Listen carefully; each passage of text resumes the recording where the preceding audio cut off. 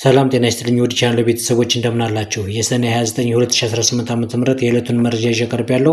በቅድሚያም ቻናሉን ሰብስክራይብ በማድረግ እስከ መጨረሻው አብራችሁን ቆዩ። የ2018 የትምህርት ዘመን የስድስተኛ ክፍል መልቀቂያ ፈተና ውጤት ይፋ መደረጉን የአዲስ አበባ ከተማ ትምህርት ቢሮ ይፋ አድርጓል። አዲስ አበባ ከተማ አስተዳደር በ2018 የትምህርት ዘመን 97.4 የሚሆኑ የስድስተኛ ክፍል ተማሪዎች 50% እና ከዛ በላይ በማስመዝገብ ወደ ቀጣዩ ክፍል ደረጃ መዛወራቸውን የከተማዋ ትምህርት ቢሮ አስታውቋል።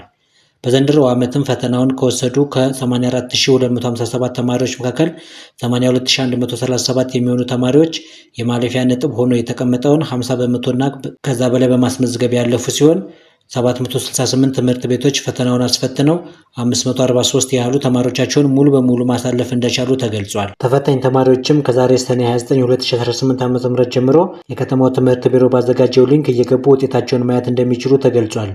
ውድ ቤተሰቦች የትምህርት ቢሮ ሊንክ ከዚህ ቪዲዮ ስር ስለማስቀምጥላችሁ ሊንኩን በመጫን ውጤታችሁን ማየት የምትችሉ መሆኑን እየገለጽኩኝ ወደ ቀጣዩ መረጃ የማልፍ ሲሆን በወረቀት የሚሰጠው የ12ኛ ክፍል ሀገር አቀፍ ፈተና በትግራይ ክልል ከሐምሌ 22 እስከ ሐምሌ 24 2018 በመቀሌና በአክሱም ዩኒቨርሲቲ ውስጥ እንደሚሰጥ የትምህርት ምዘናና ፈተናዎች አገልግሎት አስታውቋል። ተቋሙ በሰጠው አጭር ማብራሪያ የ2018 የትምህርት ዘመን የ12ኛ ክፍል ሀገር አቀፍ ፈተና በአብዛኛው በስድስት ዙሮች በበይነ መረብ በተሳካ ሁኔታ እየተሰጠ ይገኛል ያለ ሲሆን የተወሰኑ የመሰረተ ልማት ተደራሽነትና የኮምፒውተር እጥረት ባለባቸው አካባቢዎች በአራት ዙሮች በወረቀት ለመስጠት ዝግጅት መደረጉን ገልጿል። በትግራይ ብሔራዊ ክልልም በበይነ መረብ ለመፈተን ለተመዘገቡ 14755 ተፈታኞች በስድስት ዙር ከሰኔ 23 2018 ዓ.ም ጀምሮ እየተሰጠ መሆኑን በመግለጽ በክልሉ በወረቀት ለመፈተን ለተመዘገቡ 15325 ተፈታኞች ከሐምሌ 22 እስከ ሐምሌ 24 2018 ዓ.ም በመቀሌና በአክሱም ዩኒቨርሲቲዎች ውስጥ በወረቀት እንዲፈተኑ ዝግጅት መደረጉን በመግለጽ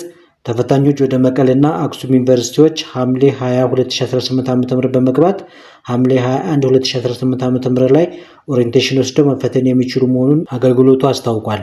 ውድ ቻናል ቤተሰቦች ለዕለቱ ያስኩት መረጃ ይህን ይመስላል። በቀጣይ እስከምንገናኝ ድረስ ቻናሉን ሰብስክራይብ በማድረግ ቤተሰብነታችሁ አይለየን። መልካም ጊዜ